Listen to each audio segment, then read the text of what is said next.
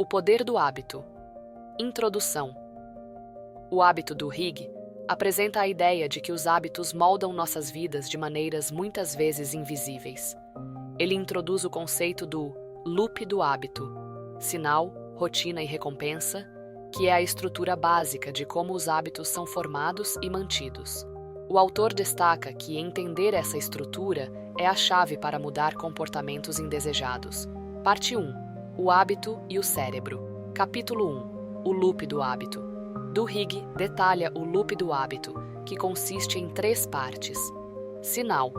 Um gatilho que inicia o hábito. Rotina. O comportamento em si.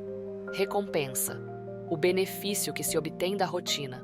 O autor utiliza o exemplo de um trabalhador que toma café no mesmo horário todos os dias, explicando como o cérebro automatiza esses comportamentos para economizar energia.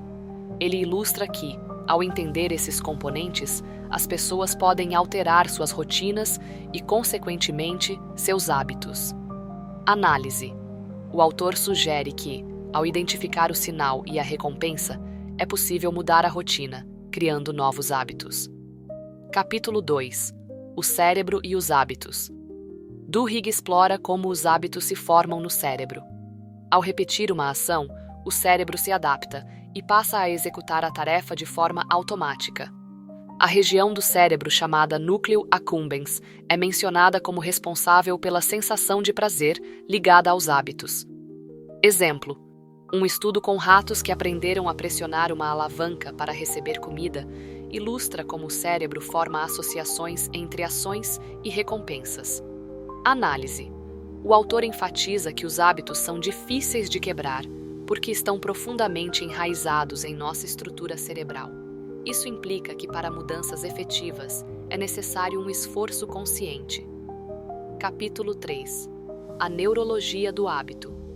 Neste capítulo, do Higg apresenta a história de Eugene Pauly, que perdeu a memória de curto prazo, mas ainda conseguia realizar hábitos automáticos, como ir ao café.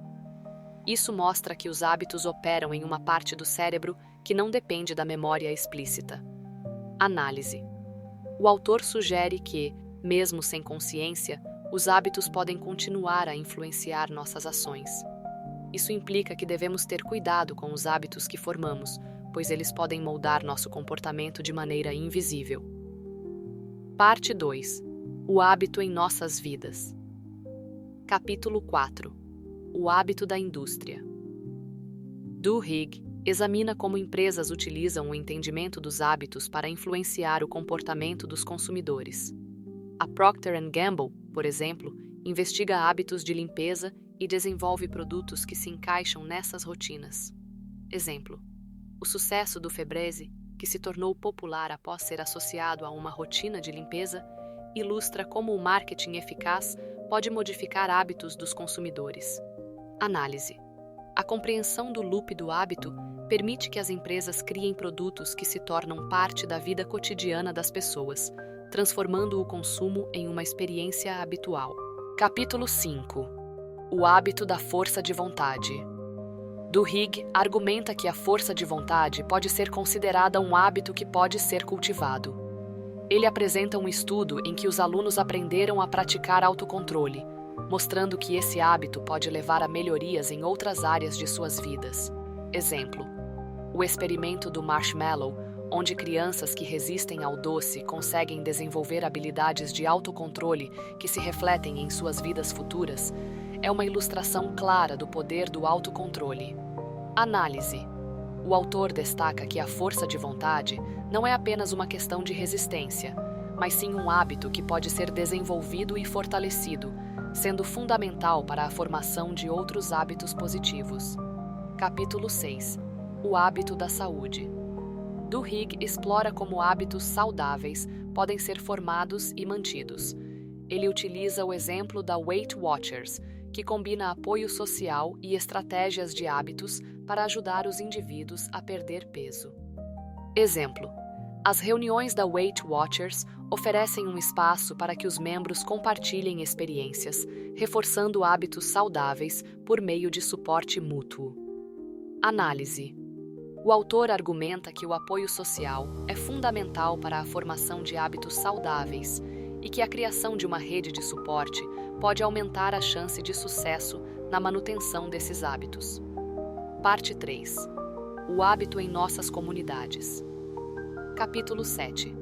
O hábito da organização. Duhigg investiga como hábitos são formados dentro de organizações.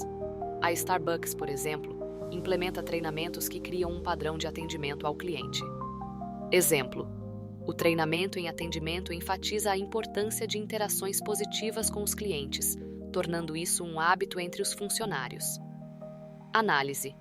O autor sugere que hábitos organizacionais podem levar a uma cultura corporativa forte e resultados positivos no desempenho e na satisfação do cliente. Capítulo 8. O hábito da mudança. Duhigg discute que mudar um hábito exige mais do que força de vontade. É necessário entender o sinal e a recompensa e modificar a rotina. Ele enfatiza a importância do apoio social na mudança de hábitos. Exemplo: alguém que quer parar de fumar pode reconhecer o estresse como sinal e, em vez de fumar, optar por meditar ou exercitar-se. Análise. O autor mostra que a mudança de hábitos é um processo contínuo que requer autoavaliação e a criação de novas rotinas. É essencial ter paciência e persistência nesse processo. Capítulo 9. O hábito das comunidades. Duhigg examina como hábitos podem influenciar comunidades. Ele menciona o movimento dos direitos civis no Zeblaira, onde hábitos de protesto e organização foram essenciais.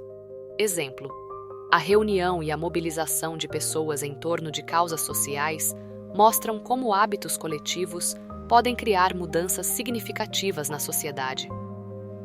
Análise. O autor argumenta que a formação de hábitos dentro de uma comunidade pode gerar impacto duradouro e social, enfatizando que mudanças individuais podem levar a transformações coletivas. Conclusão: o poder do hábito.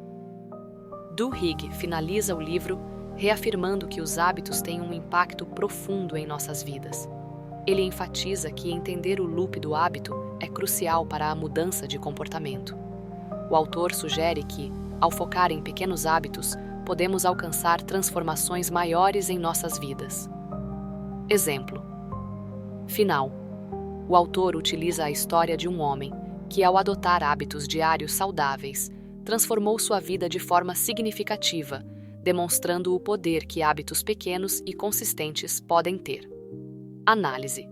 Duhigg conclui que a compreensão e a manipulação dos hábitos são a chave para a mudança pessoal e social, permitindo que cada um de nós tome o controle sobre nossa própria vida e comportamento. Análise crítica final. O poder do hábito é uma obra rica em insights sobre como os hábitos funcionam e como podem ser mudados. Charles Duhigg combina pesquisa científica com narrativas envolventes, tornando o livro acessível e prático. A obra ensina que a mudança de hábitos é possível e que a compreensão de como os hábitos operam é essencial para transformar nossas vidas e a sociedade ao nosso redor.